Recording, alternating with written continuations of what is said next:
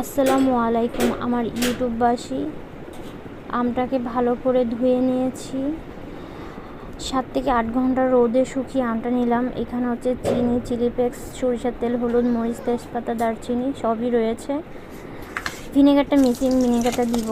এই তো আটাটা বসিয়ে দিলাম। এখন এখানে হলুদ, মরিচ, এলাচ, দারচিনি, পরিমাণ মতো লবণ দিয়ে দিলাম। এখন এখানে চিনি দিয়ে দিলাম। চিনিটা গলা পর্যন্ত অপেক্ষা করে এখন আমটা দিয়ে দিব। আমটা ভালো করে নেড়ে চেড়ে একটু চিলি ফ্লেক্স দিয়ে দিব।